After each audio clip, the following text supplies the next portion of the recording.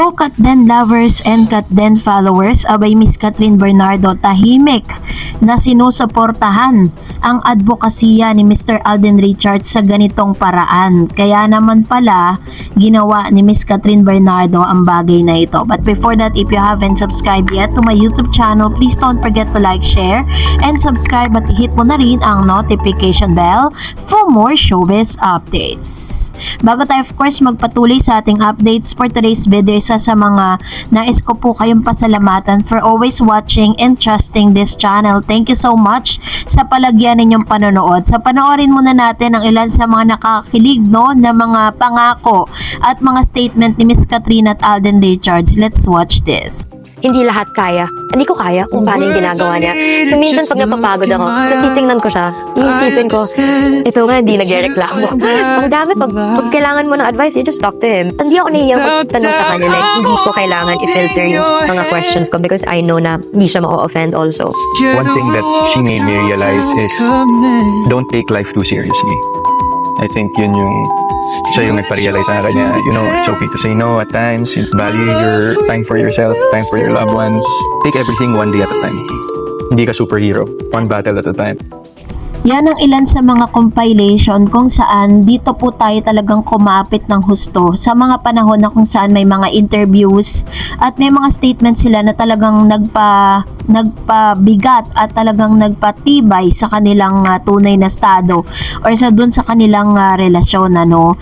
And ito po ay binabalikan lang po natin para po talagang patunayan na talagang nagbigay sila talaga ng hint sa atin para kumapit. Pero alam nyo po ba na mas kakapit po kayo sa isang news kung saan itong si Miss Kathryn Bernardo ay palihim na sumusuporta kay Mr. Alden Richards. Kasi if you remember, I was giving you a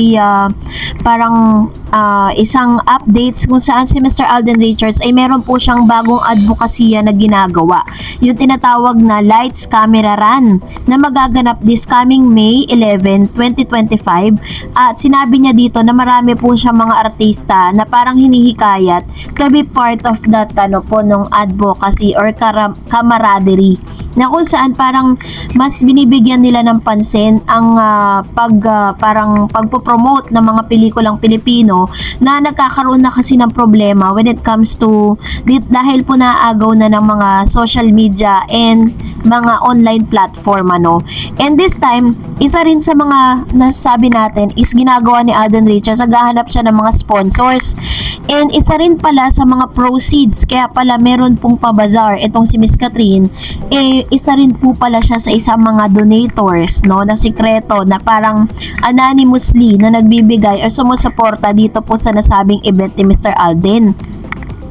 Ito po ay parang sinadya or parang ginawa talaga para po parang mabigyan niya ng suporta yung advocacy nga ni Alden Richards bilang isa sa mga actress na pinoprotektahan din ito pong nasabing event na ito. And kung mapapansin po ninyo na lahat po ata ng mga companies at mga sponsors si Alden Richards talaga yung kumakausap. Pinapakita lang po dito at pinapatunayan na kahit po sa pasikretong paraan at sa isang palihim na paraan, pinapakita pa rin ni Miss Kathryn that she still support Alden Richards sa lahat ng kanyang mga ginagawa. So it only means na hindi po totoo yung mga kumakalat na balita na pagkatapos nga daw di umano ng kanilang movie ay wala na po silang koneksyon, wala na po silang komunikasyon, tinapos na nila ang kanilang relasyon or may mga panliligaw na na-stop, 'di ba? Ito po yung katunayan na hanggang sa ngayon ay meron pa rin pong parang ginagawa na paraan ang dalawang ito para patunayan sa lahat na hindi lang sila pang promo, hindi lang sila pang movie, but still the friendship, the relationship still intact kahit sino pa po mga issue na ikinakabit sa pangalan ni Kathryn at ni Alden Richards. And Mr. Alden Richards was really blessed for having Kathryn, 'di ba? Dahil napaka-supportive at talagang pinapakita niya dito that she's not hindi siya bothered or hindi po siya naapektuhan sa kung anumang issue na nakapaligid sa kanya ngayon. Kung makikita niyo siya sa bazaar, she's really beautiful and very unbothered sa lahat ng mga nangyayari. And she even managed how to paano niya harapin yung mga fans niya sa kabila ng mga issue na nagkalat, 'di ba? And ganun din si Alden Richards. Kaya naman ako, team panatag pa rin ako. So, dahil dyan, narito naman ang ilan sa mga komento o reaction po ninyo patungkol naman sa ating last update. At magre-react din tayo. If you have any questions, you can also put down dun sa ating comment section. Unahin po natin si Miss Geraldine Fabillan. Sabi niya, ay nako, baka nga wala na siguro talaga sila. Yung pipiliin niya, baka masasaktan siya ulit si Alden. Hindi siguro tinuloy ang panliligaw. Ba't hindi sila magkasama katulad ng 2024? Last na lang sa birthday ni Kat. Kung hindi ko makita si Alden doon, wala na talaga tayong aasahan. Ayun. Ito naman yung kanyang komento with regards to this. And I exactly understand how you feel right now, Miss Geraldine Fabillan. Dahil isa rin po kami sa mga talagang nag-aabang kung ano yung special na event na gagawin po nila this coming birthday of Miss Catherine, ano? Kasi parang deserve din naman ni Miss Catherine na magkaroon ng isang special na birthday kasama ng mga special na tao sa buhay niya, no? Yun po yung ating pinaglalaban ngayon. Ngayon, kung talagang bibitaw na po kayo bilang Katden fans after na hindi nyo makita si Alden dun sa birthday, and hindi ko po kayo masisisi sa decision po ninyo yan. Kasi decision nyo po yan eh. And kayo po talaga ang magde-decide for that. Thank you, Ma'am Shi. And of course, another one, sabi ni Mr. Resita Segundo, hindi na kailangan ng Katden ng love team sa mga teenagers lang yan. Tapos na ang Katden doon. Big time na sila. Doon na sila sa Best Actor and Best Actress and Super Blockbuster movies. Ayun, to naman yung kanyang komento with regards to this. Which is tama naman, 'di ba? Kasi nasa age na po sila kung saan pa-mature role na. Malapit na pong mag-mature yung kanilang mga haharaping roles. So parang it is impossible na parang magpa-sweet pa sila or what. And sabi ni Miss Geraldine, tapos bakit tikumpad pati bibig ng management nila, lahat pati kaibigan, nakakalungkot, sayang ang Katden. Bakit hindi rin sila nominated sa Best Love Team of the Year? Wala, hindi sila kasali, sayang talaga. Ayan, so ito naman yung kanyang komento. Naiintindihan kita, katulad ng sinabi ko kanina, I understand exactly how you feel right now. Bilang isang Katden fans, napakataas ng expectation po natin with regards to Catherine and Alden Richards. Kahit po ilang mga Katden fans, pero sabi nga ng ilang mga Katden fans, still panatag pa rin sila eh.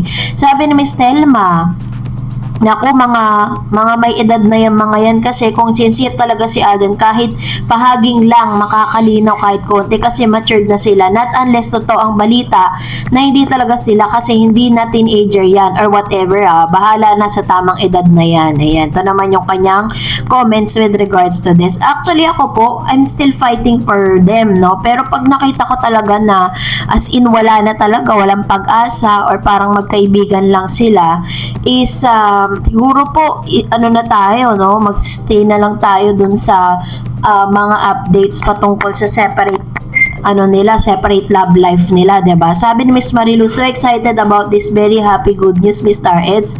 God bless us all, solid Katden fan lovers and followers. Ayan. Thank you, Ma'am Shi Marilu Santos. Isa sa mga talagang masasabi mong matibay at talagang standing still na fans po or talagang supporters po ng Katdens. Maraming salamat, Ma'am Shi Marilu Santos. Kasama niyo po ako sa pakikipaglaban at nagbibigay good vibes para sa mga Katden. Thank you so much. And another one, sabi ni Miss Gadik, OMG, Alo is a popular brand. My nephew has one. So he's secretly dating Kat. And sabi ni Miss Vanessa, Katden is a real couple po. Private relationship nga eh. But not secret. Ayan. So ito naman yung kanyang komento. Actually, isa ang Alo Cup sa mga sinasabi ni OG na parang resibo niya tungkol kay Catherine tsaka kay Mayor Mark. Samantalang kahit si Alden Richards, meron pong ganong hat. Kulay white pa ngayon kay Mr. Alden eh. Ganon din si Catherine, may white din po siya noon. Sabi ni Sir Ren, madaming celebrity na nagpapatunay na si Kat at Alden ay totoo. Sabi Johnny Beriani, hindi niya karapatang ipagkalat sa midla yung nalalaman niya, si Alden at Catherine, ng may karapatan, which is true. Kahit po sabihin na natin may mga celebrity na alam kung anong estado ng relationship nila, is wala silang rights para gawin yun kasi kailangan they need to ask the permission to Alden and Catherine, ipapayag sila na magsalita ang mga ito sa publiko. Sabi ni Ma'am Shirakel, mas maganda kung parehas nga sila mga busy, diba? At least hindi sila natitenga, laging busy. At in demand ang cut din, go Alden and go Catherine. Ayan. Salamat Ma'am Shirakel Versosa sa inyong komento, which is true. Aba, nakikita nyo naman kung gaano ka-busy si Alden at si Catherine. Pagkatapos ng movie nila, hindi na sila natetenga ngayon. Talagang lagi po silang busy. So, that's it for today. For more videos and updates, please don't forget to like and subscribe. And please don't forget to follow my Facebook page, Dar Eds TV. God bless everyone!